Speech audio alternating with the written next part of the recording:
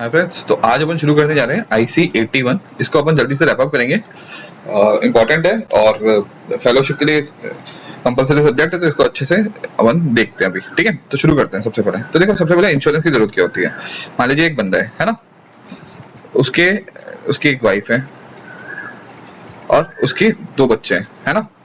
तो बेसिकली इस बंदे पे ये तीनों डिपेंडेंट है। ठीक है, तो मान लो अगर कल को ये मर गया तो इन तीनों का क्या होगा। तो इस बंदे के दिमाग में आएगा कि यार मैं ऐसा कुछ व्यवस्था बैठाऊं कि ये प्रोटेक्ट रहे फ्यूचर के लिए। तो एक प्रोटेक्शन प्रोवाइड करने के लिए, ठीक है, इंश्योरेंस की जरूरत हो सकती है। और दूसरी जरूरत हो सकती है कि यार ये सोचेगा कि यार कल को ये दोनों बड़े होंगे, इनके एजुकेशन के लिए पैसा चाहिए होगा, मुझे कहां से लाऊंगा मैं पैसा। तो उस चीज के लिए कि वेल्थ एक्यूमुलेशन या फिर सेविंग्स के लिए ये 2 व्यवस्थाएं बैठती है। इसके लिए मुझे पैसे चाहिए होते हैं और इसलिए इन सब चीजों के लिए मुझे क्या चाहिए होता है, इंश्योरेंस। कि अगर सडन डेथ हो जाए या कुछ हो जाए इस पर्टिकुलर पर्सन को, जो की मेंबर है इस फैमिली का एक, और फ्यूचर के लिए मेरे आने वाली जनरेशन की फ्यूचर को सिक्योर करने के लिए, उन दोनों चीजों के लिए मुझे इंश्योरेंस की जरूरत पड़ती है। तो एक तो प्रोटेक्शन हो गया कि हाँ भाई, अगर मेन कमाने वाले मेंबर की डेथ हो जाए तो घर का खर्चा कौन उठाएगा, इसलिए लाइफ इंश्योरेंस की जरूरत पड़ती है। दूसरा सेविंग प्लान, सेविंग्स के लिए भाई भविष्य के लिए, जैसे रिटायरमेंट, अगर ये रिटायर हो गया तो उसको पैसे कहां से मिलेगा, बच्चों की एजुकेशन, इन सब चीजों के लिए। ठीक है, तो अब अपन अलग अलग तरह के प्लान्स पढ़ने जा रहे हैं लाइफ इंश्योरेंस के, देखते जाइए। सबसे पहले आता है टर्म इंश्योरेंस। टर्म मतलब इस टर्म के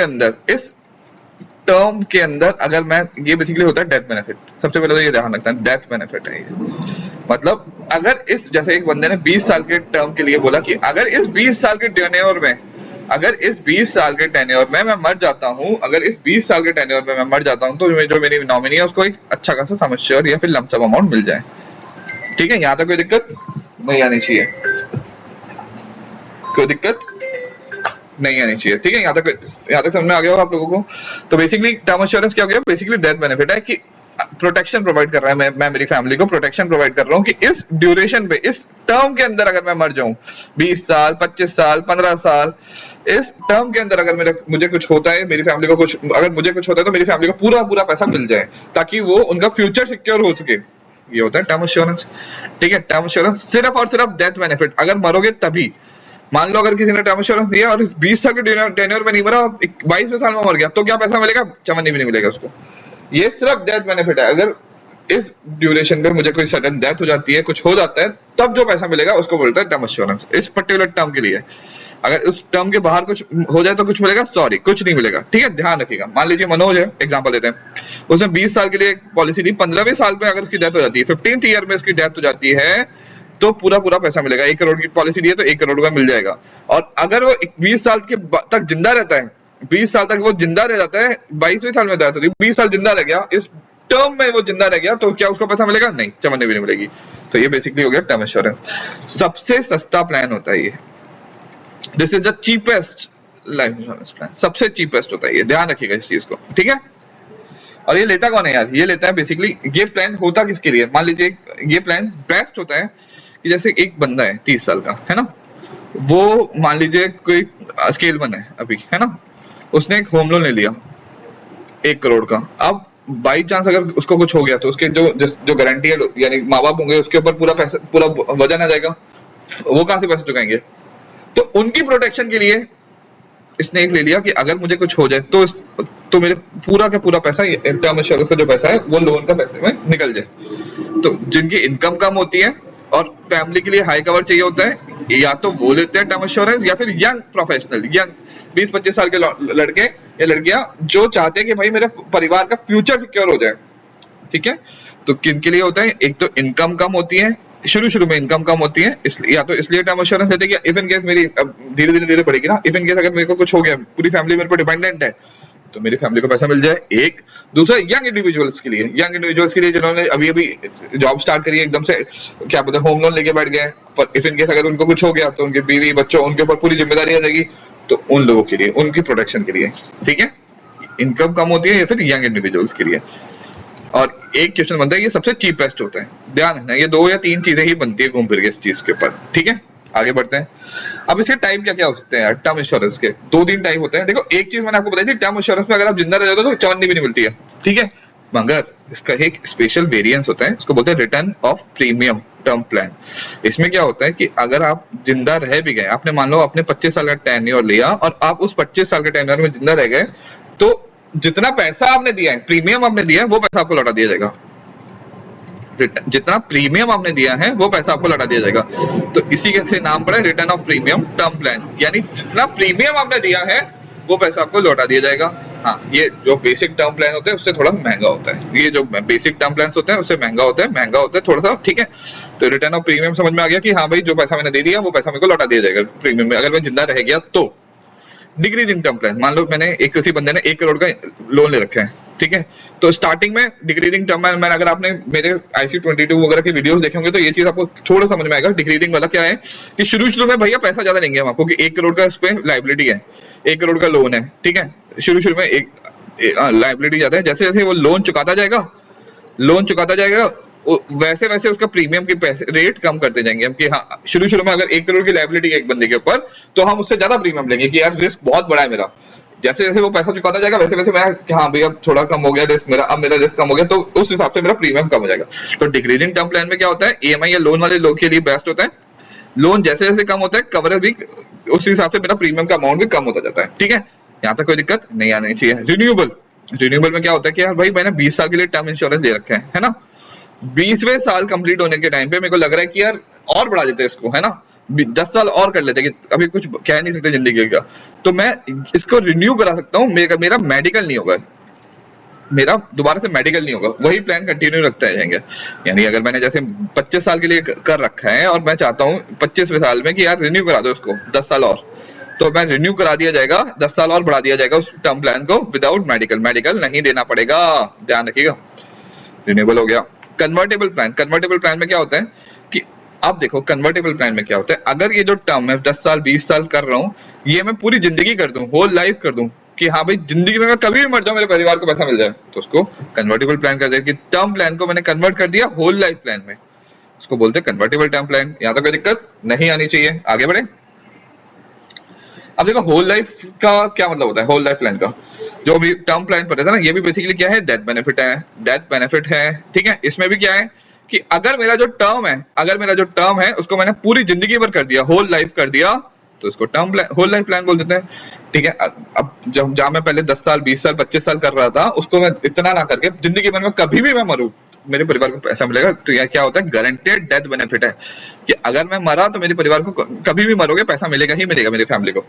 मान लीजिए जैसे फॉर एग्जांपल कोई एक लड़की बंदा है ना, उसने टर्म लिया, अब उसने क्या, अब इस बंदे की इसकी एज है मान लो 22 साल, अब ये चाहे या 25 साल मान लो, अब ये चाहे 60 साल में मरे, चाहे 85 साल में मरे, चाहे 100 साल में मरे, कभी भी ये मरेगा, पूरा होल लाइफ में कवरेज हो गया पूरी फैमिली को, कि अगर इसने मान लो 1 करोड़ का प्रीमियम लिया, वो पॉलिसी ली है, तो 1 करोड़ रुपए पूरा पैसा मिलेगा आपको, ठीक है।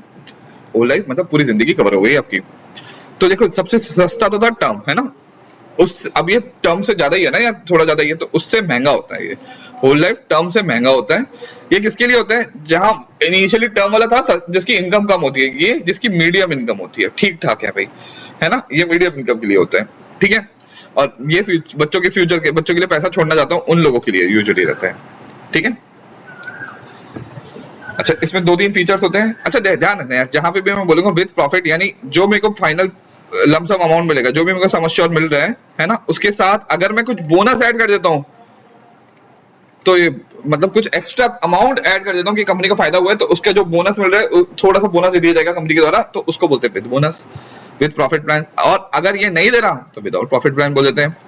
यूनिट लिंक प्लान क्या होता है, बेसिकली यूनिट लिंक प्लान इसमें क्या कहेंगे कि मार्केट से लिंक होता है, कि अगर कंपनी के स्टॉक मार्केट में रेट बढ़ गए तो पैसा बढ़ जाएगा, नहीं बढ़े तो नहीं बढ़ेगा, उस हिसाब से लगता है ये।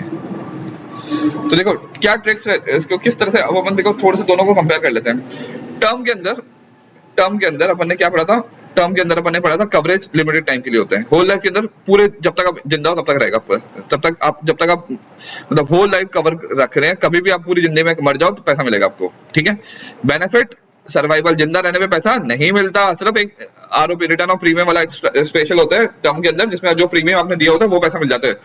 होल लाइफ के अंदर क्या होता है, चाहे आप जिंदा रह गए तो पैसा नहीं मिलेगा। प्रीमियम टर्म का कम होता है, इसका थोड़ा सा ज्यादा होता है। ये कौन लेते हैं? लो इनकम वाले लोग लेते हैं। ये लेते हैं जिसको हाई कवर की जरूरत होती है, ये लेते हैं लेगेसी प्लानिंग, यानी जिसकी मीडियम इनकम होती है, ठीक ठाक इनकम होती है और फ्यूचर के लिए सोच रहे हैं, लॉन्ग टर्म के लिए। ठीक है, आगे बढ़ते हैं। अब देखो ये वाला, अच्छा एक चीज ध्यान रखिएगा, अब अपन आगे बढ़ते हैं एंडोमेंट प्लान पे। एंडोमेंट के अंदर अपन मना रहे, अभी तक अपन मरने मनाने पे जी रहे थे कि पैसा मिल रहा था। अब अगर मैं जिंदा रह गया, सरवाइव कर गया, तो मुझे जो सर्वाइवल बेनिफिट मिलेगा उस प्लान पे जा रहे हैं, वो होते हैं endowment plan, pure endowment policies. Pure word ध्यान रखना, ठीक है? प्योर का मैं पूरे की तरीके से पढ़ूंगा, PURE, पूरे, पूरी तरीके से। अगर मैं जिंदा रहा, मतलब मान लो मैंने बोला जैसे इस 20 साल के अंदर मेरे को, मैं अभी मान लो 30 साल का हूँ, है ना, और मुझे पता है अगले 20 साल तक मैं नहीं मरूंगा यार, ऑन एन एवरेज मेरे को पता है कि नहीं मरूंगा मैं। तो अगर मैं इस 20 साल तक मैं जिंदा रहता हूँ, तो 20वें साल जब खत्म होगा तो मुझे मिलेगा पैसा, सर्वाइवल बेनिफिट, कि हाँ भाई आप जिंदा रहे हो ना, तो इसका पैसा मिलेगा आपको, तो उसको बोलते हैं survival benefit, maturity benefit, survival benefit. ठीक है, ये मिलेगा ही मिलेगा। ठीक है, प्योर एंडोमेंट में सर्वाइव, जिंदा रहने पे पैसा मिलता है। पैसा तभी मिलेगा जब आदमी जिंदा रहेगा। ठीक है, मान लो अगर मैंने फॉर एग्जांपल 10 साल के लिए 5 लाख रुपए का मैंने पॉलिसी ली कि मैं इस 10 साल के अंदर अगर मैं जिंदा रहा तो मुझे पैसा मिलेगा। तो 10 साल अगर कंप्लीट हो गए तो पूरे 5 लाख मिलेंगे, हाँ मिलेंगे। अगर मैं इस टेन्योर में यहाँ पे कभी मर गया तो पैसा मिलेगा, नहीं मिलेगा। बस ये होता है एंडोमेंट पॉलिसी। यार ये वाली जो पॉलिसी है ना, आजकल लोग कम लेते हैं एंडोमेंट प्लान, खाली डेडिकेटेड प्योर एंडोमेंट, प्योर यानी पूरे सिर्फ सर्वाइवल, ओनली सर्वाइवल वाली है। ठीक है, सिर्फ जिंदा रहोगे तभी पैसा मिलेगा, तो ये लोग यूजुअली कम लेते हैं। ठीक है, ध्यान रखिएगा। ठीक है, ये हो गया, आगे बढ़ते हैं। अब देखो ये चीज ज्यादा आती है एग्जाम्स में भी, और ये ही आजकल मार्केट में यही चल रहा है। ठीक है, क्या चल रहा है मार्केट में? एंडोमेंट एश्योरेंस, कि भाई मुझे डेथ बेनिफिट भी मिल जाए, कि मर जाऊं तब भी पैसा मिले मेरे परिवार को, सर्वाइवल बेनिफिट भी मिल जाए, दोनों को मिला दो तो उसको बोलते हैं एंडोमेंट, यानी सर्वाइवल वाला, और टर्म एश्योरेंस का ये एश्योरेंस यानी डेथ वाला, दोनों का mixture, survival plus death benefit, दोनों का मिक्सचर क्या हो गया? Endowment assurance plans. मैं जिंदा रहूं तब भी मुझे पैसा मिले, मर जाऊं तब भी मेरे परिवार को पैसा मिले, दोनों तरह से मैं प्रोटेक्शन दे रहा हूं मैं। यानी अगर मैं इस 10 साल के टेन्योर के अगर मैंने लिया, ठीक है, तो अगर इस 10 साल के बाद में जिंदा रह गया तब भी मुझे पैसा मिल जाएगा, और यहाँ कहीं मैं मर गया इस ड्यूरेशन में तो मेरी फैमिली को पैसा मिल जाएगा। ठीक है, इसको बोलते हैं एंडोमेंट एश्योरेंस, दोनों कवरेज, दोनों ही है। ठीक है, तो इसमें वही विदाउट प्रॉफिट, कि अगर मान लो यहाँ पे जो यहाँ पे ये जो दो तरह से मुझे पैसा मिल रहा है, ठीक है, डेथ बेनिफिट या सर्वाइवल बेनिफिट, अगर ये मैं विदाउट प्रॉफिट, यानी मैं बोनस नहीं ले रहा, कंपनी जो बोनस दे रही है अगर वो नहीं ले रहा तो विदाउट प्रॉफिट बोल दिया जाता है, और अगर मैं बोनस ले रहा हूँ तो उसको विद प्रॉफिट बोल दिया जाता है। फॉर एग्जाम्पल जैसे मान लीजिए 10 साल के लिए 5 लाख रुपए की मैंने पॉलिसी ली है ना। आप देखो या तो मैं मर गया जल्दी तब भी मुझे कितना मिलेगा? 5 लाख ही मिलेगा, या फिर मैं जी गया पूरा तब भी मुझे 5 लाख ही मिलेगा। मुझे कोई एक्स्ट्रा अमाउंट नहीं मिलेगा कि जितने की आपने लिए उतना ही मिलेगा। विदाउट प्रॉफिट मतलब कोई बोनस नहीं दिया जाएगा आपको। अब आते हैं विद प्रॉफिट। विद प्रॉफिट में क्या होता है कि भाई आपको जो कंपनी बोनस देना चाहती है कि हाँ भाई आप चाहे जल्दी मर जाओ या आप इस टेन्योर में, या तो आप पहले मर गए तब भी आपको जो पैसा मिलना है वो मिलेगा, 5 लाख रुपए जैसे मान लो, प्लस बोनस भी दिया जाएगा। अगर आप सर्वाइव कर गए तब भी आपको पैसा भी मिलेगा, बोनस भी दिया जाएगा। ठीक है, यहाँ तक कोई दिक्कत नहीं है। तो अब देखो यार ये बोनस क्या बहुत तामझाम है। बोनस 3 तरह से दिया जाते हैं। किस तरह से बोनस दिया जाएगा इसको समझते हैं। तो देखो पहला बोनस देने का तरीका सिंपल रिवेशनरी बोनस। कि सिंपल तरीके से बोनस कैसे दिया जाएगा कि मान लो 10,000 रुपए है ना, 10,000 रुपए को फाइनली मिलने वाले थे।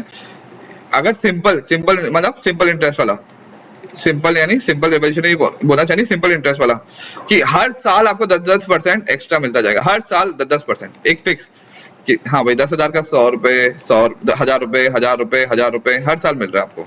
ठीक है, हर साल मिल रहा है और लास्ट में आपको 13,000 रुपए मिल गया। ठीक है, हर साल एक फिक्स अमाउंट मिला जाएगा। ये होते हैं रिवेशनरी, सिंपल रिवेशनरी बोनस। सिंपल इंटरेस्ट के ऊपर चलता है कि मतलब रेट ऑफ इंटरेस्ट अगर मैंने एक बार फिक्स कर दिया तो हर साल में, अगर फर्स्ट ईयर में भी 10% है, सेकंड में भी 10% है, थर्ड ईयर में भी 10% है, वो फिक्स ही रहेगी। आगे बढ़ते हैं। कंपाउंड रिवेशनरी बोनस में क्या होता है? ये होता है बेसिकली इंटरेस्ट पे इंटरेस्ट, कि इंटरेस्ट पे इंटरेस्ट, यानी या फिर मैं कह सकता हूँ बोनस पे बोनस। यानी अगर जैसे 10,000 रुपए था, 10,000 रुपए पहले साल में मुझे अगर मान लो 1,000 रुपए मिला, तो अब ये जो इंटरेस्ट यानी बोनस मिला है इस पे भी 10%, यानी इसका भी 10% को मिलेगा, 100 रुपए। तो नेट मेरे को अगर पहले साल में देखूंगा तो 1,100 रुपए, कितना 10 11 11,100 रुपए इस ऐसा मिलेगा, समझ लो।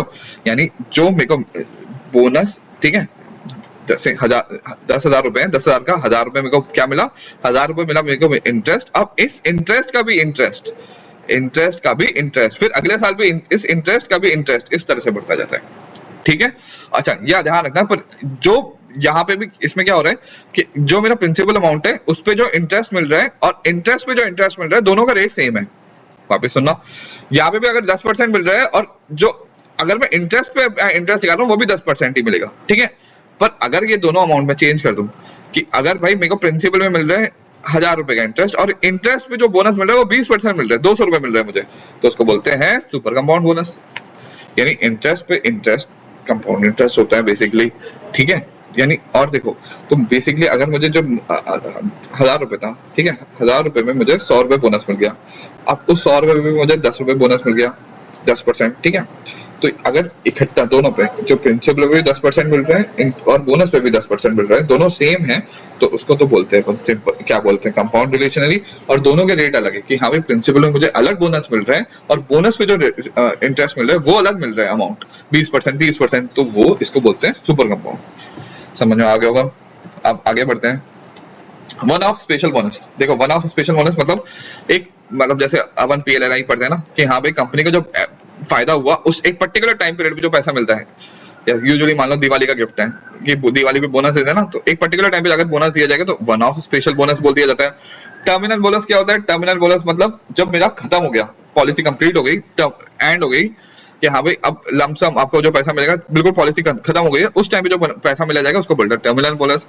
रेगुलर कैश यानी थोड़ा थोड़ा सा पैसा हर साल आपको दिया जाएगा, जिस तरह से FD का इंटरेस्ट है ना, तो 7% पैसा आपके मतलब 10,000 का 1,000 रुपए आपके अकाउंट में जोड़ दिया गया, फिर अगले साल का 10,000 का 1,000 रुपए, आपको थोड़ा थोड़ा पैसा लगातार दिया जा रहा है। प्रीमियम रिडक्शन, पहले साल आपको 100 रुपए का प्रीमियम था, अगले साल आपको मान लो 90 रुपए का देना पड़ रहा है। बोनस के नाम पे आपको पैसा, मतलब आपको बेसिकली तो पैसा ही मिलना है ना यार, तो पहले साल अगर आपको 100 रुपए प्रीमियम देना था, अगले साल आपको 90 रुपए देना है, फिर अगले साल आपको 80 रुपए देना है। इस तरह से आपका प्रीमियम का अमाउंट हम कम कर रहे हैं बोनस के तौर पे, ठीक है। ये कहाँ पे काम आता है? बेसिकली एंडोमेंट वाले, एश्योरेंस वाले। एंडोमेंट एश्योरेंस देखो दो जगह काम आता है यार, मैंने आपको ये चीज समझाई थी कि एंडोमेंट एश्योरेंस में सर्वाइवल भी दे रहा है मुझे और डेथ बेनिफिट भी मिल रहा है मुझे, है ना। तो एक तरह का लोन होता है जिसको बोलते हैं अपन interest only loan. Interest only loan में क्या होता है भाई?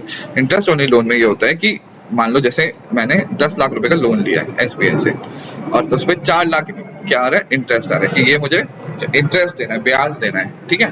तो SBI क्या बोलेगा? SBI बोलेगा भाई आप ना 10 साल तक आप हमें 4 लाख रुपए चुका दो, पूरे 4 लाख रुपए पहले आप हमें इंटरेस्ट पैसा पेमेंट कर दो। जब आपने इंटरेस्ट पे कर दिया, फिर 10वें साल में जब एंड हो रहा हो तब आप हमें इकट्ठा 10 लाख रुपए पे कर देना ताकि हम आपका लोन सेटल हो जाए।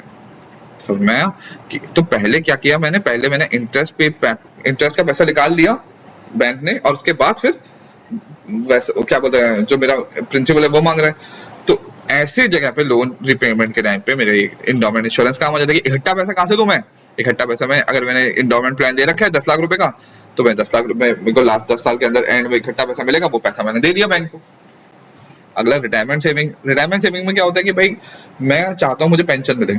रिटायरमेंट सेविंग कि 30 साल की उम्र में 25 साल का एंडोमेंट प्लान दे दिया, 55 का जब हुआ, यानी अगर मैं बाई चांस रिटायर होता हूँ उस टाइम पीरियड पे, तो मुझे एक लमसम अमाउंट मिल जाए। वेल्थ ट्रांसफर कि भाई मैंने बच्चों के लिए पैसा छोड़ के जाऊं, अगर मैं मर गया तब भी बच्चों के लिए पैसा रहे, जीता रहा तब भी बच्चों के लिए एजुकेशन के काम आ जाए, शादी वादी करानी हो वहां पे काम आ जाए, ठीक है। यहाँ तो कोई दिक्कत नहीं आनी चाहिए।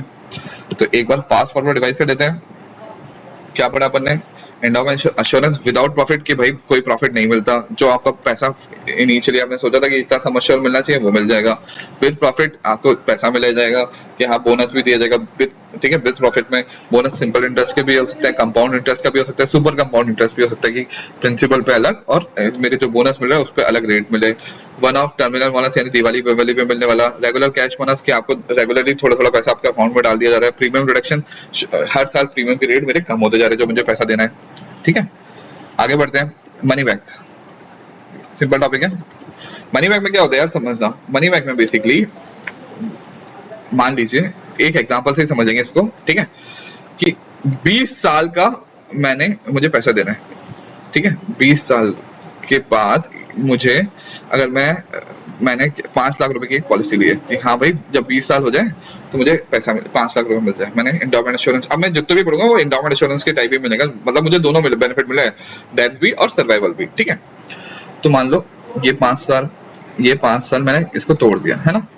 अब अगर मैं बोलता हूँ कि भाई मुझे ना हर 5 साल के बाद जिंदा रहने का कुछ बेनिफिट मिल जाए, मल्टीपल सर्वाइवल, देखो तो बेसिकली मुझे डेथ बेनिफिट तो मिल ही रहा है, इसमें मल्टीपल सर्वाइवल बेनिफिट कैसे मिल रहे हैं कि अगर ये 5 साल के बाद मुझे 1 लाख रुपए मिल गया, ठीक है, जिंदा रहने का सर्वाइवल बेनिफिट, फिर 5 साल और जिंदा ले लिया, फिर 1 लाख रुपए मल्टीपल, फिर 5 साल और जिंदा ले लिया तो 1 लाख रुपए और मिल गया, और जब आखिरी के 5 साल ये आया तो मुझे कितना मिला, 2 लाख रुपए प्लस बोनस मिल गया, ठीक है। तो मैं क्या हुआ, रेगुलर टाइम इंटरवल कुछ पैसा मिलता रहता है, ठीक है। और इस ड्यूरेशन में मान लो बाई चांस यहाँ पे मैं मर गया तो कितना पैसा बचा, 2-3 लाख तो दे दिया, तो 2 लाख प्लस जो मेरा पैसा अमाउंट बचा है वो बोनस मिल जाएगा। इस तरह से चलता है, समझ में आ गया। हर साल कुछ ना कुछ, हर साल कुछ ना कुछ पैसा मिलना, ठीक है। मतलब एक हर साल इन द सेंस मैंने फिक्स टेन्योर बना लिया, जैसे कि यहाँ पे मैं बना दिया कि हाँ 5 साल बाद पैसा मिल रहा है, 5 साल बाद पैसा मिल रहा है। यहाँ पे भी अगर मैं इस तरह से कुछ फिक्स टेन्योर अगर मैं पॉलिसी बॉन्ड के अंदर बना देता हूँ कि हाँ भाई मनी बैक, मुझे पैसा वापस मिले, सर्वाइवल बेनिफिट मुझे रेगुलर मिलता रहे, इस तरह को बोल देते हैं मनी बैक, ठीक है। आगे बढ़ते हैं। यूलिप प्लान बेसिकली क्या होता है यार, यूलिप प्लान बहुत सिंपल सी चीज है। यूलिप प्लान इंश्योरेंस और इन्वेस्टमेंट दोनों का मिक्सचर है, इंश्योरेंस और इन्वेस्टमेंट दोनों का मिक्सचर है। मतलब क्या हुआ, मान लो 100 रुपए है, 100 रुपए मैंने किसी 100 रुपए की पॉलिसी ली, अब मैं लमसम फिगर ले रहा हूँ, ठीक है। 100 रुपए में वो बोलेगा भाई 40 रुपए तो आपके मैंने पूल अप के लिए बचा के रख लिए, जिंदा रह गए मर गए उसके पैसा देना है मुझे, ठीक है। 10 रुपए मेरे एडमिनिस्ट्रेशन के चार्ज है कि हाँ भाई अंडर राइटर वगैरह को पैसा देना है। 5 रुपए भाई मेरे अलग से, मैंने 5 रुपए अलग मेरे खर्च हो रहे हैं कि हाँ भाई मुझे मार्केट रिस्क वगैरह ये सब देखना है। अब जो 5, ठीक है, 5 रुपए और किसी मिसलेनियस आइटम में मेरे खर्च हो रहे हैं, ये भी मैंने बता दिया। तो 40 रुपए आपके बचे हैं, वो 40 रुपए मैंने आपके इन्वेस्टमेंट मार्केट में लगा दिए, इन्वेस्ट कर दिए। तो इस तरह के प्लान को जिसमें थोड़ा सा आपके पूरे अमाउंट का थोड़ा पैसा तो आपको आपका क्या बोलते हैं मैच्योरिटी वगैरह के लिए बचा के रख ले दिया है, डेथ और मैच्योरिटी के लिए, और थोड़ा बाकी जो पैसा है वो हम इन्वेस्टमेंट मार्केट में लगा देते हैं। अब इन्वेस्टमेंट मार्केट में लगा दिए, मान लो ये 40 रुपए के मैंने खरीद लिए टाटा के शेयर, ठीक है, टाटा के शेयर। तो एक टर्म होती है NAV, नेट एसेट वैल्यू। तो इस मेरे नेट एसेट वैल्यू कैसे डिपेंड करती है कि टाटा के कितने शेयर खरीदे हैं, नंबर ऑफ यूनिट्स मान लो शेयर की जगह, और इसका प्राइस क्या चल रहा है कि मान लो मैंने 20 खरीदे हैं और इसके अभी 50 रुपए चल रहे हैं। अब देखो ये जो 50 रुपए हैं ये बढ़ भी सकते हैं, और अभी एयर इंडिया क्रैश कर गया तो ये कम भी हो सकते हैं। तो ये थोड़ा सा मार्केट रिस्क के ऊपर होता है, ठीक है। लाइफ इंश्योरेंस तो आपको लाइफ इंश्योरेंस भी दे रहा है और आपको मार्केट में इन्वेस्टमेंट भी करवा रहा है, इस तरह का, ठीक है। अच्छा, अब आप इसमें जब आपको एक चीज मैंने बताई थी कि इन्वेस्ट कर सकते हो तो 3 तरह से इन्वेस्ट कर सकते हो। इक्विटी फंड यानी शेयर मार्केट में पैसा लगा रहे हो, यहाँ पे क्या है रिटर्न बहुत ज्यादा मिलता है पर रिस्क भी बहुत ज्यादा होता है। डेब्ट फंड यानी गवर्नमेंट सिक्योरिटीज में पैसा लगा रहे हो, रिटर्न कम होता है पर हाँ रिस्क कम रिस्क वाले होते हैं। बैलेंस फंड यानी दोनों का मिक्स, कि ये क्या बोलते हैं इक्विटी और डेब्ट का दोनों का मिक्स, कि 20 रुपए इधर लगा दिए 20 रुपए इधर लगा दिए, इस तरह से। आपको मैंने NAV समझा दिया। NAV क्या होता है, नंबर ऑफ, कि भाई कितनी यूनिट है और उसकी नेट एसेट वैल्यू क्या है, ठीक है, ये बता दिया आपको मैंने, ठीक है। अच्छा, ये जो वैल्यू रहती है ये बहुत ही फ्लेक्सिबल रहती है, ठीक है, मार्केट के ऊपर है। मार्केट अगर मेरा ऊंचा चला गया, जैसे टाटा के शेयर बढ़ गए तो मेरा पैसा बढ़ जाएगा, टाटा के शेयर कम हो गए मेरे पैसा कम हो जाएगा, इस तरह से। अच्छा, एक टर्म होती है स्विचिंग। स्विचिंग का क्या मतलब होता है यार, मान लो मैंने इन्वेस्ट कर रखा है, यूलिप प्लान लिया मैंने, है ना, यूलिप प्लान के अंदर मेरे को मैंने इन्वेस्ट कर रखा है अभी टाटा के अंदर। अब मुझे दिख गया कि भाई टाटा बर्बाद हो रहा है, एयर इंडिया गिर रहा है, तो मैं टाटा से शेयर करके अडानी के शेयर में पैसा लगाना चाहता हूँ। तो इस व्यवस्था को बोलते हैं स्विचिंग, ठीक है, ध्यान रखिएगा। तो भाई जो भी पैसा इसमें क्या होता है बिल्कुल ट्रांसपेरेंट होता है कि भाई प्रीमियम एलोकेशन के ये पैसा लगेगा, मॉर्टेलिटी चार्जेस के लिए हमने ये फंड बचा के रख रखा है, ठीक है, एडमिनिस्ट्रेशन चार्जेस के लिए ये रहा, स्विचिंग अमाउंट इधर से उधर स्विच करते हैं उसका पैसा ये रहेगा। तो पूरा के पूरा मैं ट्रांसपेरेंट रखता हूँ यूलिप के अंदर। यूलिप के अंदर आपका पैसा कहाँ जा रहा है आपको पूरा खुद को पता होता है, आप खुद से डिसाइड कर सकते हो, ठीक है। ये बता दिया आपको मैंने, ये हो गया, ठीक है। अब एक बार यूलिप और ट्रेडिशनल प्लान में क्या कंपैरिजन होता है कि देखो ट्रेडिशनल प्लान में ट्रांसपेरेंसी कम होती है कि आपको पता नहीं होता कि हाँ भाई एडमिनिस्ट्रेशन चार्जेस क्या है, फलाना क्या है, यहाँ पे सब कुछ बिल्कुल ओपन क्लियर है। ये इसमें रिटर्न फिक्स रहते हैं या फिर कम रिस्क होता है, ये मार्केट के ऊपर बेस्ड है, ठीक है, एनएवी के ऊपर बेस्ड है ना, कि हाँ भाई नेट एसेट वैल्यू बढ़ेगी तो मार्केट बढ़ेगा तो मेरा पैसा बढ़ेगा, कम होएगा तो मेरा पैसा कम होएगा। रिस्क यहाँ पे कंपनी के ऊपर होता है, यहाँ पे आपके ऊपर है, आप कहाँ पैसा लगाना चाहते हो। ये कम फ्लेक्सिबल होते हैं, ये फ्लेक्सिबल ज्यादा होते हैं। फ्लेक्सिबल कैसे ज्यादा होते हैं, स्विचिंग मैंने आपको बताया था कि हाँ भाई मैं आज की डेट में मैं इधर से पैसा टाटा से हटा के अडानी में लगाना चाहता हूँ तो फ्लेक्सिबल कर सकता हूँ मैं भाई। बोनस कंपनी डिक्लेयर करती है, यहाँ पे मार्केट से पता चलता है कि हाँ भाई बोनस मिल रहा है, क्या हो रहा है, ये सब चीजें, ठीक है। ये आपको पढ़ा दिया मैंने, ये बता दिया मैंने, आगे बढ़ते हैं, ठीक है। तो ये सब चीजें कवर हो गई। हाँ, अब आता है accumulating with profit benefit. Accumulating with profit benefit क्या होता है, बहुत ही सिंपल सी चीज है कि एक ऐसे, मतलब ये मान लो आपका जो बोनस है, हर साल आप बोनस को छेड़ ही नहीं रहे, इकट्ठा होने दे रहे हो, ये 10 रुपए, 20 रुपए, 50 रुपए इकट्ठा होते जाए, ठीक है, हर साल। और लास्ट में आप मान लो आपको हर 5 साल के टेन्योर के अंदर यहाँ पे 100 रुपए मिल रहे हैं, यहाँ पे 100 रुपए मिल रहे हैं, यहाँ पे 100 रुपए मिल रहे हैं, यहाँ पे 100 रुपए मिल रहे हैं, और यहाँ पे 100 रुपए मिल रहे हैं। और जब 5वें साल में जब आप निकाल रहे हो तो 500 रुपए बोनस प्लस कुछ एक्स्ट्रा 200 रुपए का एक्स्ट्रा बोनस मिल गया। तो इसको बोलते हैं एक्यूमुलेटिंग विद प्रॉफिट बेनिफिट। पैसा इकट्ठा, मेरा बोनस हर साल इकट्ठा हो रहा है और लास्ट में मुझे बोनस से थोड़ा सा ज्यादा एक्स्ट्रा पैसा मिल जाएगा। तो बेसिकली एक पिगी बैंक की तरह से है जिसमें हर साल बोनस इकट्ठा होता रहता है और एंड में एक बहुत बड़ा बेनिफिट मिलता है मुझे, ठीक है। एक्यूमुलेटिंग विद प्रॉफिट बेनिफिट, यहाँ तक बता दिया आपको मैंने, ये बता दिया, ये हो गया, ठीक है। तो इसमें क्या होता है, बेसिकली हर साल कंपनी का प्रॉफिट हुआ तो पैसा जो भी मतलब कंपनी को प्रॉफिट मिला तो आपको बोनस मिलता जाएगा और फिर इकट्ठा जाता है और मैच्योरिटी के नाम पे आपको पूरा पैसा इकट्ठा मिल जाता है, ठीक है। बेसिकली ध्यान रखना, ये भी है एंडोमेंट इंश्योरेंस ही, ठीक है, ध्यान रखिएगा इस चीज को। अच्छा, अगर मैं प्रॉफिट इकट्ठे वाला जो इस टर्म को यूलिप के अंदर यूज करूं तो कैसे यूज करूंगा मैं इस चीज को, कि हाँ भाई पैसा तो मेरा इकट्ठा हो रहा है, अब बोनस की जगह मेरे को क्या मिलेगा, यूलिप के, अगर यूलिप के फॉर्म में अगर मैं यूज करता हूँ, जैसे मेरा पैसा तो इकट्ठा हो रहा है कि हर साल है ना कि 50 रुपए 100 रुपए ये पैसा इकट्ठा हो रहा है ना, तो या तो मैं ऐसा कर सकता हूँ, अगर यूलिप के रिस्पेक्ट में बता रहा हूँ मैं आपको कि अगर मैं यूलिप प्लेटफॉर्म पे इस तरह के प्लान को यूज करता हूँ तो या तो आपको जो एनएवी में आपको ना number of units into price, तो या तो मैं ये जो यूनिट है बोनस के नाम पे 25 यूनिट को मैं 28 यूनिट कर दिया आपको, या तो मैं यूनिट्स बढ़ा सकता हूँ, या फिर आपकी जो प्राइस है कि 30 रुपए मिल रहे थे आपको, अब 30 की जगह 32 रुपए मिल जाएंगे आपको, या फिर मैं प्राइस बढ़ा सकता हूँ, ठीक है। ये अपन आगे अच्छे से देखेंगे। ये हो गया, ये हो गया, ये हो गया, आगे बढ़ते हैं। सबसे इंपॉर्टेंट एन्युटी। एन्युटी बोले तो भाई पेंशन, एन्युटी बोले तो पेंशन, बेसिकली सिंपल भाषा में कि भाई रिटायरमेंट के बाद सैलरी का रिप्लेसमेंट मिल जाए मुझे, कि हाँ भाई अब मेरी आदत है भाई मेरे को पैसा मिलना चाहिए, हर महीने मेरे पास कुछ ना कुछ पैसा आना चाहिए, तो सैलरी का रिप्लेसमेंट चाहिए, तो वो सैलरी का रिप्लेसमेंट है बेसिकली एन्युटी। हर इसमें एक बार, अगर आप इसमें जिसमें आप एक बार पैसा दोगे तो आपको हर महीने फिक्स अमाउंट ऑफ पैसा मिलता रहेगा लाइफ टाइम तक, ठीक है। तो इसमें दो चीजें होती है, एक्यूमुलेशन पीरियड, यानी जब तक आप पैसा जमा करा रहे हो, इकट्ठा करा रहे हो, उसको बोलते हैं एक्यूमुलेशन, और जहां से पैसा मिलना शुरू होता है उसको बोलते हैं पे आउट पीरियड। एक्यूमुलेशन यानी पैसा इकट्ठा हो रहा है, पे आउट यानी पैसा मिलना शुरू हो गया। आगे बढ़ते हैं। तो इसमें क्या क्या टाइप होते हैं, देखो सबसे पहले होता है लाइफ एन्युटी। लाइफ एन्युटी मतलब जब तक आप जिंदा हो तब तक पैसा मिलेगा। लाइफ एन्युटी यानी 60 साल का हो गया मैं, अब मैं 75 तक जिंदा रहा तो मुझे 75 साल तक पैसा मिलेगा, ठीक है। एन्युटी सर्टेन कि भाई मैं मर भी गया तब भी मेरी नॉमिनी को एक फिक्स अमाउंट ऑफ ईयर्स तक पैसा मिलेगा। अगर मैं मर भी गया, मान लो मैं 60 साल के एज में मेरी एन्युटी स्टार्ट हुई है और मैं 75 में मर गया, तब भी मैं चाहता हूँ कि भाई मैं 20 साल का कवरेज मिल जाए मुझे, 20 साल तक मैं मर गया तो भी कोई बात नहीं, मेरी नॉमिनी को पैसा मिलता रहे, तो उसको बोलते हैं एन्युटी सर्टेन। इमीडिएट एन्युटी, पैसा दिया और मतलब आपने एक साथ इकट्ठा, आपको रिटायरमेंट में जो पैसा मिला आपने पैसा दिया और कल की डेट से आपको इकट्ठा एक साथ इमीडिएट तुरंत आपको पैसा मिलना शुरू हो जाए, पेंशन मिलना शुरू होता है, इमीडिएट एन्युटी। अब आप चाहते हो कि यार पैसा तो मैंने दे दिया, अभी मेरे पास सेविंग है, मैं कल से नहीं, मेरे को 2 साल के बाद से मेरे को पेंशन मिलना शुरू हो जाए, तो उसको बोलते हैं डिफर एन्युटी। एन्युटी ड्यू मतलब अगर मेरा 1 तारीख से पैसा मिला, फर्स्ट 1 तारीख से पैसा मिलना शुरू हो जाता है तो उसको बोलते हैं एन्युटी ड्यू। अगर आखिरी डेट में पैसा मिलना शुरू होता है, 30 तारीख से पैसा मिलना शुरू होता है एन्युटी के पेंशन पैसे, तो उसका एन्युटी क्या बोलते हैं, एरियन एन्युटी बोल देते हैं। तो इसको और अच्छे से समझते हैं एक बार। तो देखो क्या कहना चाहता हूँ मैं, देखो समझने की कोशिश करना।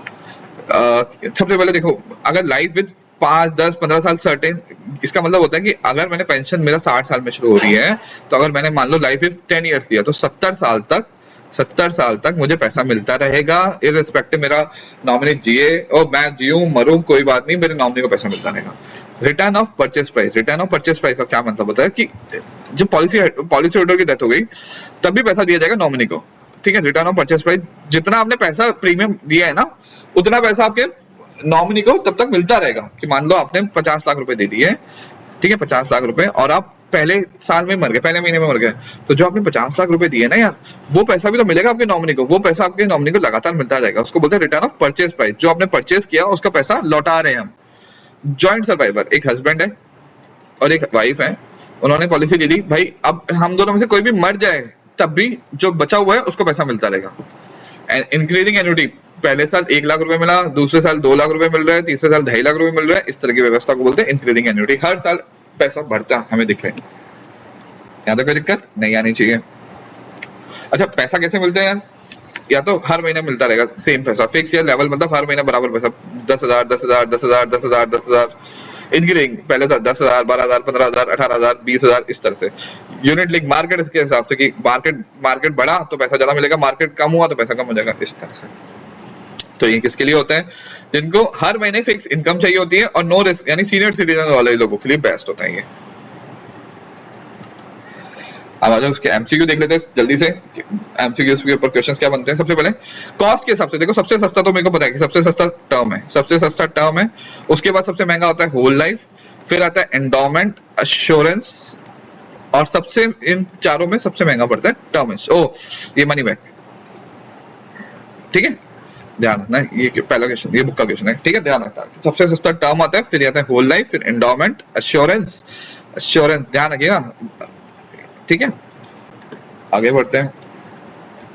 ये मैंने अभी आपको बताया है जस्ट कि हाँ भाई एन्युटी के क्या क्या टाइप हो सकते हैं। एन्युटी के सिंगल एन्युटी, कि हाँ भाई मैं मर गया तो भाई ठीक है, जब तक मैं जिंदा हूं तब तक मुझे पेंशन मिलेगी, मैं मर गया तो पेंशन नहीं मिलेगी। रिटर्न ऑफ एन्युटी, आरओपी, इसके अंदर क्या होता है? Return of purchase price. Return of purchase price में जैसे जितना मैंने पैसे दिया है, अगर मैं मर गया, ठीक है, तो भी मेरे जो नॉमिनी है उसको तब तक पैसा मिलता जाएगा जितना पैसा मेरा एक्यूमुलेट हो चुका है, जितना पैसा मैंने दे चुका हूँ, जितना प्रीमियम मैं भर चुका हूँ। लास्ट सर्वाइवर हस्बैंड वाइफ है, हस्बैंड और वाइफ में दोनों में से जो भी आखिरी तक जिंदा रहेगा उसको पूरा पैसा मिलता रहेगा। लाइफ एन्युटी 10 साल 15 साल 20 साल की, अगर मैं 60 साल की मैं मर गया और मैंने 15 साल का ले रखा है तो 75 ईयर्स तक मेरा नॉमिनी को पैसा मिलता रहेगा। 15 ईयर्स अगर मैंने ले रखे है तो। इंक्रीजिंग एन्युटी, हर साल पैसा बढ़ेगा। डिफर एन्युटी, यानी क्या बोलते हैं, 2 साल के बाद, अगर मैं 5 साल के बाद एन्युटी का पैसा चाहता हूँ तो उसको डिफर एन्युटी बोलते हैं। इमीडिएट एन्युटी, कि हाँ भाई आज कल लमसम पैसा जमा कराया, कल से मेरे को पैसा मिलना शुरू हो गई। आगे बढ़ते हैं। क्या कह रहे हैं? इस whole life contract saving contract होता है या प्रोटेक्शन? होल लाइफ तो पूरे जिंदगी भर के लिए आप मेरे को प्रोटेक्शन दे रही है ना यार, एक तरह का टर्म ही है जिसमें जिसकी वैल्यू क्या है? होल लाइफ, ठीक है। टर्म इंश्योरेंस के लिए इनमें से क्या चीज सही है? कि टर्म इंश्योरेंस के अगर पॉलिसी होल्डर सर्वाइव करेगा तो पैसा मिलता है, अगर पॉलिसी होल्डर सर्वाइव कर गया तो कुछ नहीं मिलता, नहीं। हाँ भाई बिल्कुल सही है, टर्म का मतलब ही डेथ बेनिफिट है ना यार। आगे बढ़ते हैं नेक्स्ट। सबसे चीपेस्ट है, हाँ भाई सबसे चीपेस्ट होता है ये वो लोग लेते हैं जिनकी इनकम कम होती है। हाँ बिल्कुल सही बात है, जिनकी इनकम कम होती है वही लोग लेते हैं यूजुअली, यंग प्रोफेशनल्स जिनकी इनिशियली इनकम कम होती है। आगे प्योर एंडोमेंट में सिर्फ पैसा तब, प्योर एंडोमेंट की बात का एग्जैक्ट उल्टा होता है ये। हाँ बिल्कुल सही बात है, प्योर एंडोमेंट का बिल्कुल उल्टा होता है। आगे बढ़ते हैं। इनमें से कौन सा कॉन्ट्रैक्ट ऐसा होता है जिसका मेन एम ये होता है कि प्रोटेक्शन करना, कि अगर अनफॉर्चुनेट इवेंट हो गया या एक्सीडेंट हो गया, डेथ हो गई, तब उसके लिए सबसे बेस्ट कौन सा होता है? टर्म इंश्योरेंस होता है। सम इंश्योरेंस अलाउ, कुछ इंश्योरर अलाउ करते हैं रिन्यू कराने का ऑप्शन, की टर्म इंश्योरेंस के अंदर रिन्यू, यानी 20 साल कंप्लीट होने के बाद वापस से चालू हो जाए मेरी, मैंने 20 साल के ले रखी है, अब मैं चाहता हूँ 10 साल और मेरा टर्म बढ़ जाए, रिन्यू हो जाए, ताकि मेरे को मेडिकल दोबारा ना कराना पड़े, तो उसको क्या बोलते हैं? उसको बोलते हैं रिन्यूएबल टर्म इंश्योरेंस बोल देते हैं। विद रेफरेंस टू एन्युटी, इनमें से कौन सा गलत है? ठीक है, एन्युटी प्लान, एन्युटी के रिस्पेक्ट में क्या चीज गलत है देख लेते हैं। क्या भाई क्या कह रहे हैं? एन्युटी रेगुलर है, एन्युटी के अंदर रेगुलर इंटरवल पे पैसा मिलता है। हाँ ठीक है भाई, मिल जाता है। अगर इफ ऑल द पेमेंट, सारे पैसे इक्वल होते हैं तो उसको लेवल एन्युटी बोलते हैं। ठीक है भाई, बराबर पैसा मिल रहा है तो उसको लेवल एन्युटी बोल देते हैं, बिल्कुल सही बात है। If the annuity payment are to be made for a definite period of time not depending on whether the annuitant alive, जिंदा है नहीं है, उसको बोलते हैं एन्युटी सर्टेन। एन्युटी सर्टेन का मतलब यही है कि हाँ भाई जो जिसको पैसा मिल रहा है अगर वो जिंदा है नहीं है, अगर मैंने एन्युटी सर्टेन ले लिया तो मेरे नॉमिनी को पैसा मिलेगा। हाँ भाई बिल्कुल सही बात है, एकदम सही है। इफ द सक्सेसिव, क्या बोलते हैं नेक्स्ट, क्या कह रहे हैं? If the successive payment of the annuity, अगर पैसा जो मिल रहा है, अगला पैसा जो मिल रहा है वो आखिरी डेट पे मिले, आखिरी डेट में मिले तो उसको एन्युटी ड्यू बोलते हैं। नहीं, एन्युटी ड्यू का मतलब होता है कि अगर मैं पहली तारीख को पैसा मिला तो अगली बार भी पहले तारीख को पैसा मिलेगा। एन्युटी ड्यू यानी फर्स्ट स्टार्टिंग में, तो उसको एन्युटी ड्यू बोलते हैं, यानी ये वाला ऑप्शन गलत है। आगे बढ़ते हैं। एक पर्सन है, एक बंदा है, उसने लोन लिया है और रिपे करना चाहता है, तो सबसे पहले सबसे want to repay outstanding loan, कौन सा इंश्योरेंस सबसे बेस्ट रहेगा? डिक्रीजिंग, कि भैया शुरू में कि लोन की किस्त बहुत ज्यादा रहती है तो आपको शुरू में आपको टर्म मतलब आपको पैसा ज्यादा देना पड़ेगा, फिर जैसे आप लोन पे करते जाओगे आपका रिस्क कम होता जाएगा, आपके प्रीमियम की अमाउंट कम होती जाएगी, इसलिए डिक्रीजिंग टर्म इंश्योरेंस देना चाहिए उसको। Which insurance policy is preferred bye those, जो पीरियडिक पेमेंट, भाई बार हर इंटरवल के बाद मुझे पैसा मिल जाए, कि हाँ भाई इस इंटरवल के बाद भी मुझे पैसा मिल जाए। पीरियडिक पेमेंट के लिए सबसे बढ़िया मनी बैक होता है पीरियडिक पेमेंट, कि हाँ भाई इतने जिंदा रह गया तो पैसा मिल गया, फिर इतने साल जिंदा रह गया तो मिल गया, इतने साल जिंदा रह गया तो मिल गया, लास्ट में जो मिलना है वो मिलेगा, प्लस बोनस भी मिल जाएगा। स्नेहा ने 2005 के अंदर क्या लिया है? बहन ने प्योर एंडोमेंट लिया है, यानी प्योर मतलब सिर्फ सर्वाइवल। कब लिया है इसने? बहन ने 2005 में लिया है, 15 साल के लिए, यानी 2020 तक कवर इसको जिंदा रहना मैंडेटरी है, बाध्य है इसको जिंदा रहने के लिए। पर अगर वो मान लो 2010 में ही मर गई तो अब इसको क्या मिलेगा? कुछ भी नहीं मिलेगा। प्योर एंडोमेंट में सिर्फ सर्वाइवल पे पैसा मिलता है, कि हाँ अगर मैं इस पूरे टेन्योर में जिंदा रहती तब मिलता, तो अभी क्या मिलेगा? चमन नहीं मिलेगी उसको। आगे बढ़ते हैं। विच लाइफ इंश्योरेंस पॉलिसी, कौन सी life insurance policy is particularly useful for those moderate income? देखो लो इनकम वालों के लिए तो टर्म होता है, मॉडरेट इनकम वालों के लिए होल लाइफ इंश्योरेंस होती है। और डेफर एन्युटी एक्यूमुलेट, देखो एक डेफर एन्युटी के अंदर एक जो पैसा इकट्ठा होता है उसको उस टाइम पीरियड को बोलते हैं एक्यूमुलेशन पीरियड, ठीक है। जब आप पैसा जमा करा रहे हो उसको बोलते हैं एक्यूमुलेशन पीरियड, और जब आप पैसा मिलना शुरू होता है उसको पे आउट पीरियड बोल देते हैं, ठीक है। आगे बढ़ जाते हैं।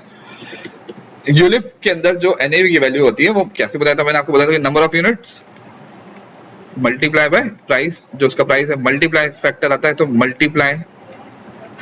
आगे बढ़ते हैं। Which are the following type of life insurance, कौन सा लाइफ इंश्योरेंस, देखो अब जहां से एन्युटी के लिए कौन सा दिया जाता है? देखो एन्युटी प्लान अपन ऐसा दे सकते हैं, return of purchase price. Return of purchase price मतलब कि हाँ भाई जितना पैसा मैंने दे दिया है, जितना प्रीमियम, अगर मैं मान लो पॉलिसी होल्डर हूँ, मैं मर गया, पर जितना अगर मैंने रिटर्न ऑफ परचेज प्राइस दिया है तो जितना मैंने पैसा दिया था इंश्योरेंस कंपनी को, वो उतना पैसा मेरे नॉमिनी को मिलना शुरू हो जाएगा, ठीक है भाई, ये कर सकता हूँ। जॉइंट लाइफ, बिल्कुल जॉइंट लाइफ ले सकता हूँ, बिल्कुल ले सकता हूँ, तो दोनों के दोनों एप्लीकेबल है इंडियन इंश्योरेंस मार्केट के अंदर। आखिरी में एंडोमेंट इंश्योरेंस क्या होता है? एंडोमेंट इंश्योरेंस मैंने आपको बताया था सर्वाइवल प्लस डेथ दोनों होता है, सर्वाइवल प्लस डेथ। तो देखो कॉम्बिनेशन ऑफ टर्म और प्योर एंडोमेंट, ठीक है भाई, हाँ भाई सर्वाइव ये दे रहा है भाई मेरे को सर्वाइवल, ये दे रहा है मेरे को डेथ बेनिफिट, हाँ दोनों का कॉम्बिनेशन है, ठीक है। पैसा सिर्फ डेथ पे मिलेगा? नहीं भाई, दोनों पे मिलता है मेरे को पैसा, मैं जिंदा रहेगा तब भी पैसा मिलेगा, मर जाऊंगा तब भी पैसा मिलेगा। ये सेविंग भी देता है और प्रोटेक्शन भी देता है, हाँ भाई दोनों देता है एक तरह से। लीस्ट एक्सपेंसिव नहीं, लीस्ट एक्सपेंसिव कौन सा होता है भाई? मेरा टर्म होता है, ठीक है। अगर आपको वीडियो अच्छा लगा हो तो लाइक करें, कमेंट करें, ताकि मैं और IC 81 पूरा कवर कर दूंगा। आप मुझे बताओ, फीडबैक दो, ठीक है।